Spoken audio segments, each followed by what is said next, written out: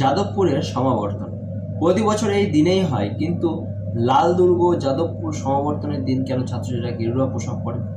আসলে এনসিই বেঙ্গল প্রতিষ্ঠা করেন অরবিন্দ ঘোষ, রাজা সুবোধ মল্লিক, রাসবিহারী ঘোষ ও রবি ঠাকুর প্রমুখ। এনসিই বেঙ্গল হয়ে পরে হয় যাদবপুর বিশ্ববিদ্যালয়।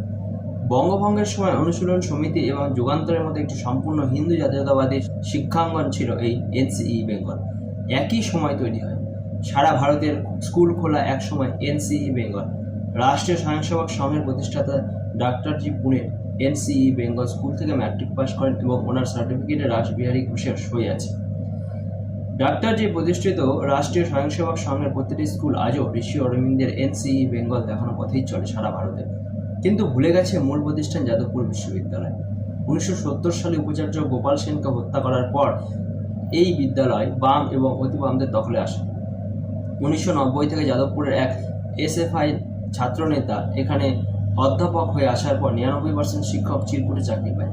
নিজেরা ইংরেজিতে পড়াতে অক্ষম বলে এখানে বাঙালিদের জন্য 90% সংরক্ষণ করা হয়েছে, যা একসময় ভাবা যেত না। ঋষি অরবিন্দ, রাসবিহারী ঘোষ, রাজা সুবোধ মল্লিক ও রবি ঠাকুরের সম্পূর্ণ ভুলে এখানে আজ লেনিন, স্ট্যালিন, মাওদের পুজো হয়। 1 থেকে 18তে নেমে এসেছে এই বছর ইঞ্জিনিয়ারিং র্যাঙ্কিংয়ে। আজ আমাদের যাদবপুর অসহিষ্ণুতার প্রতীক। এখানে বুধাইন ট্রাফিক জ্যামের মতো ছবি চলতে দেওয়া হয় না। 2014 থেকে প্রতি বছর 1990-তে চাকরি পাওয়া এই শিক্ষকের নির্দেশে ছাত্ররা আচার্যকে এই দিন অপমান করে। শিক্ষামন্ত্রী অন্য দলের বলে তাকে বিক্ষোভ দেখানো হয়। কেশীনাথ ত্রিপাঠীজি, ধনখড়জি ও আনন্দ বোসজি সব আচার্য এখানে অপমানিত। একজন উপাচার্যকে শিক্ষকদের ইন্ধনে এরা তাড়িয়েছে বিনা দোষে। একটা বড় ঝাঁকুনি দরকার সব শেষ হওয়ার আগে।